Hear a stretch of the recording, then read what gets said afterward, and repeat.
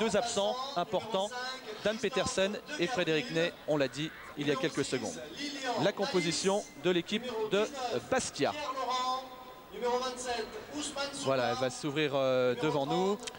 Ah oui, c'est une composition à vocation, d'après les noms que l'on voit, c'est très défensif, surtout un milieu de terrain très défensif et seulement deux attaquants de pointe, Prince et André.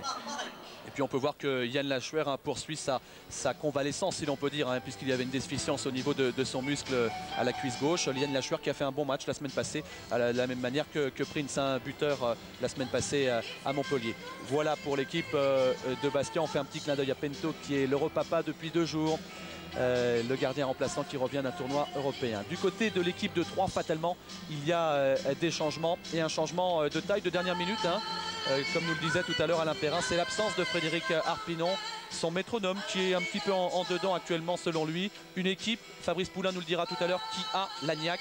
Vous le voyez avec Zavagno, Régnier, Berthet qui fait son retour après sa blessure à Marseille et Diawara. Régnier, c'est un international belge qui fait son apparition. Rival Lalis, pas de changement. Une équipe résolument moins offensive que lorsque l'équipe de Troyes joue à domicile. On retrouvera Djukic décalé derrière Farid Ghazi qui sera le seul attaquant de cette formation. Et je vous rappelle donc que David Ahmed, Ziezierski, Adam et Lang ne sont pas là, de même que Saifi qui lui est suspendu. Oui, bien sûr, il ne faut pas...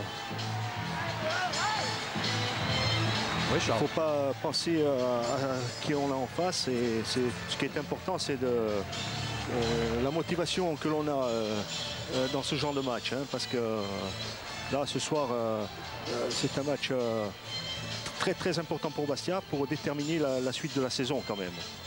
Voilà, l'arbitre de cette partie, c'est Monsieur Pissirello, arbitre francilien, Ligue de Paris. Monsieur Pissirello a déjà arbitré l'équipe troyenne une fois lors de la 4e journée. C'était contre Strasbourg.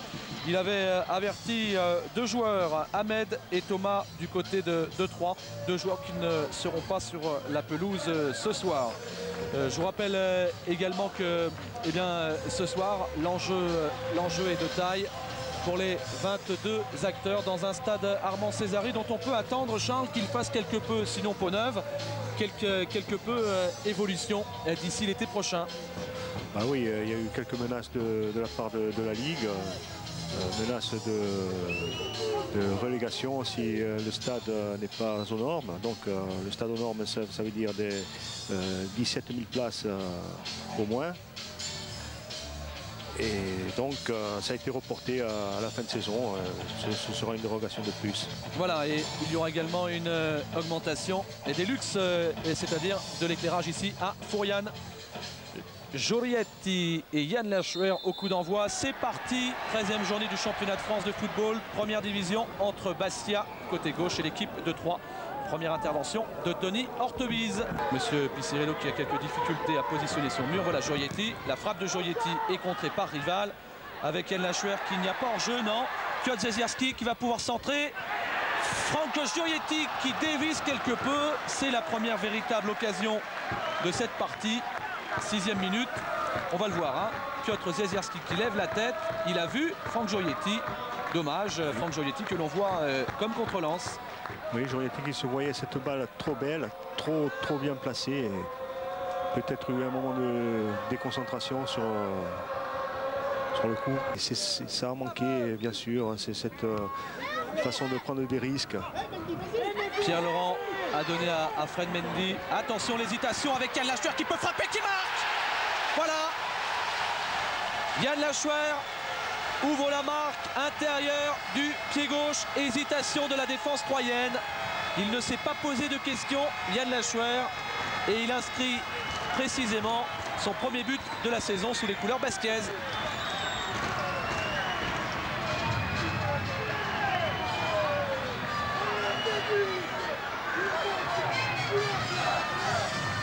On a vu l'hésitation de Monnier. Oui, un mauvais renvoi et puis Lachuer qui se voit le but ouvert et qui profite de cette belle occasion d'être face au but. Pour le Sporting Club de Bastia, Yann Lachuer. Ce but a libéré Bastia, je pense, pour qu'ils puissent faire un bon match, être plus confiants dans la maîtrise, surtout au milieu de terrain. Et je pense que ça va leur convenir avec des joueurs qui aiment bien le contre. Bastia sera plus à l'aise à partir de maintenant. Oui, Charles, on disait, hein, une équipe de Bastia qui souhaitait marquer très vite pour pouvoir se relâcher. Il n'imaginait pas attendre et attendre encore la deuxième mi-temps pour pouvoir trouver la faille, car il pensait peut-être à juste titre que les Aubois pourraient effectuer et dresser un mur devant eux. Voilà, Yann Lachuer qui se délivre lui aussi, hein, car il manquait peut-être un petit peu de confiance. Voilà qui est fait, belle balle pour Piotr Ziezierski qui peut se retourner, qui frappe. Tony Hurtebise est sur la trajectoire. Période de flottement pour l'équipe troyenne, c'était Franck Gioietti. Oui, et puis Karl, il faut aussi souligner, pardon Charles, que l'équipe troyenne, il y a 4 défenseurs qui manquent à l'appel. Donc une défense complètement renouvelée. Et quand on voit la mésentente qu'il y a eu dans l'axe, ceci explique peut-être cela également.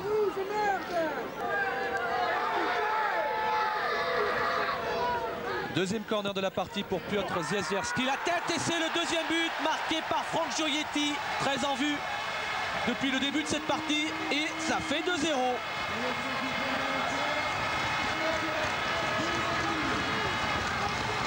Gioietti venu de loin pour couper cette trajectoire. On va voir le positionnement. Tout le monde est pratiquement à l'arrêt. C'est Gioietti qui jaillit, voilà, avec Laurent Casanova aussi. Et le deuxième but de Franck Gioietti cette saison, oui, qui devance le capitaine troyen sur le coup. Hurtebise s'était avancé, il est battu. Ouais, sur cette action, je crois que Dukic couvrait avec le centre de Camara, voilà qui est fait. La tête de Prince, juste au-dessus de la barre transversale. Ouais, en ce moment, il y a beaucoup de choses qui sourient au Bastia. Prince, buteur la semaine passée à Montpellier, de la tête également. Regardez le positionnement de Prince, oui. Il va la chercher très loin. Il va la chercher très loin et en arrière. Et en arrière. Et Prince, c'est 172 cm, 1m72. Et malgré ça, il arrive à reprendre la balle. Casanova qui cherche loin devant pour Pierre-Yves André. Remise de la tête instantanée pour Ziezierski. Ziezierski, Yann Lachuer. Attention, ouais, décalage pour Pierre-Yves André. Petite balle piquée. Le ballon va finalement atterrir en corner. Ouais, les deux anciens Rennais qui se connaissent bien. Pierre-Yves André et Tony Hurtebise. Il s'en est fallu de très peu. Oui, Pierre-Yves André a hésité entre mettre une balle à Prince ou tirer. Bon, il a choisi de tirer, mais il avait quand même vu Prince. Et certainement un décalage de Lachuer, une frappe en force, à moins qu'il tente un petit lob par-dessus. Et non, dans ses habitudes, il n'hésite pas. Voilà, et a priori, je peux vous dire que c'était pour une parole déplacée, puisque l'arbitre, M. Piccirillo, avait le bras en l'air, ce qui signifie un coup franc en direct. On l'a bien entendu, Frédéric Mendy, pour le coup.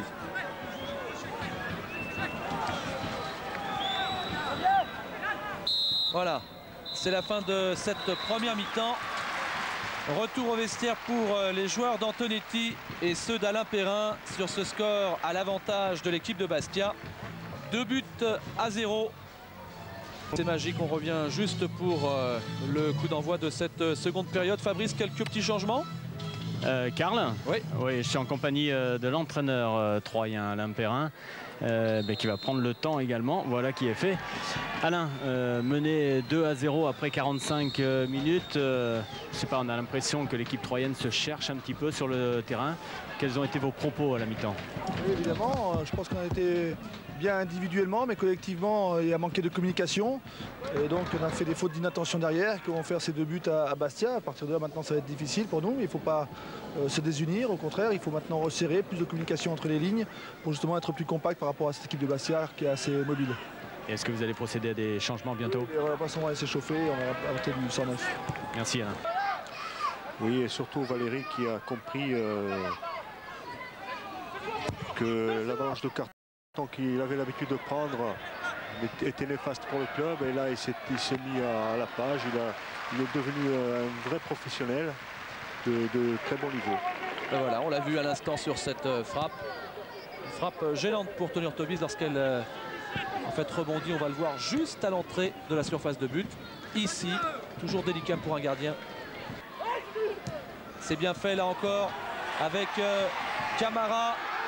Le ballon, on l'a joué avec Yann Lachouer qui peut mettre en retrait à Pierre-Yves André, qui n'a pas le dessus sur son ancien compatriote de Rennes. Pierre-Yves André qui a tenté le plat du pied gauche. Très bien fait de la part de Yann Lachouer, plat du pied gauche.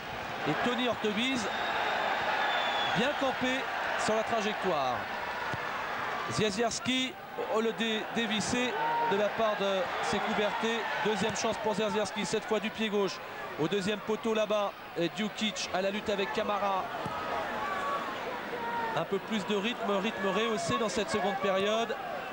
Et l'équipe de Bastia qui met la pression à l'image de Gioietti. Gioietti grand pont et qui va pouvoir frapper Gioietti de peu à côté. Gioietti en très grande confiance ce soir au poste de milieu de terrain. Il s'en est fallu de très peu pour l'ancien joueur de Guignon qui est arrivé sur l'île de Beauté il y a 2 saisons, Charles. Oui, Gioietti avait une autre solution, celle de Prince.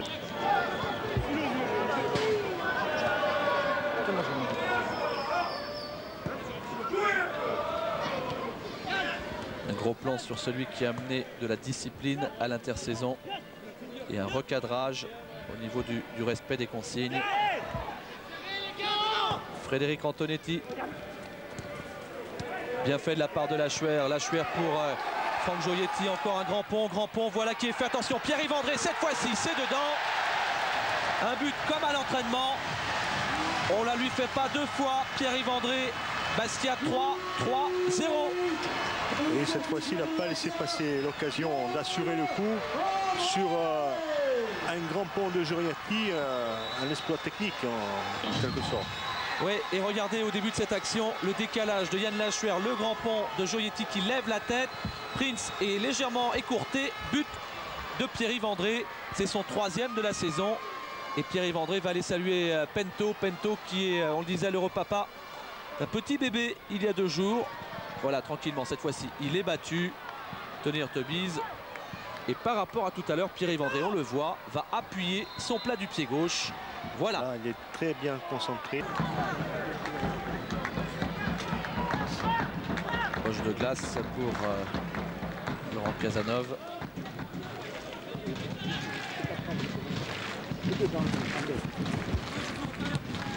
Encore 22 minutes à jouer à Fouriane. Toujours 3-0 pour l'équipe de Bastia au moment où Frédéric Mendy entame un nouveau pressing. Yann Lachouer, il n'y a pas hors-jeu. Prince, le petit lob de Prince, c'est superbe. Ah oui. C'est superbe. Voilà pour le bébé de Pento. Quel but de Ndiaye Prince. Le lob comme à l'entraînement. Bastia 4, 3-0. Oui, là, Prince a eu de la vista, il a vu Hurtubise avancer, et puis ça va vite, il met un lob d'une précision incroyable. Ben voilà, il prend de l'assurance quand même. Hein. Et, ouais. De plus en plus. Et c'est son 2e but en 1 semaine. Le 4e de la saison qui le propulse sur le premier rang des buteurs bastiais. Et Karl, le petit geste après son but, ce n'était pas pour Pento, c'était pour sa femme parce qu'elle a eu un petit bébé il y a 1 mois. Ah ben voilà. Ils vont essayer de mettre un but, ne serait-ce que pour l'honneur.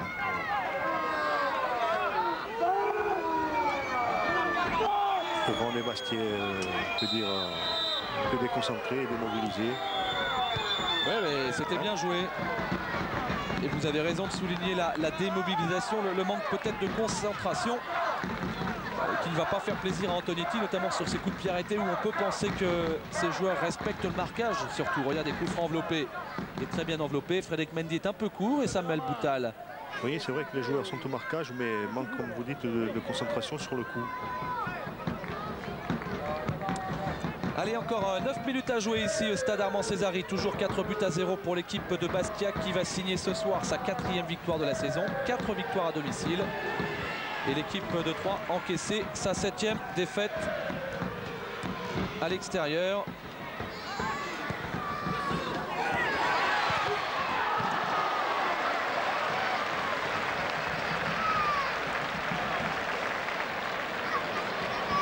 Oui, la précision du centre, le bon contrôle de Perret-Vendré et puis la parade. Et oui, il a fait un bon match, hein, D'exploit Tony de Antobise, hein. Rugby, c'est vrai, Il a fait un bon match devant son ancien compatriote.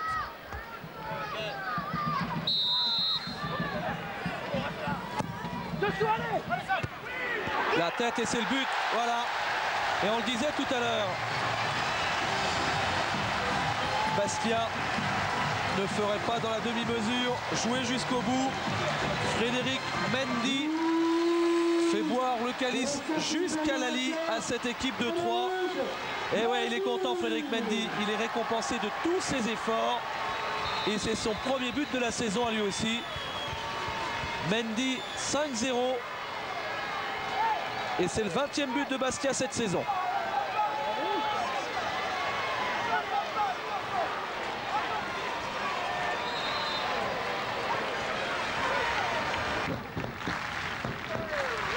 Et du côté d'Armand Césari, on se réveille, on encourage les siens. Écoutez plutôt.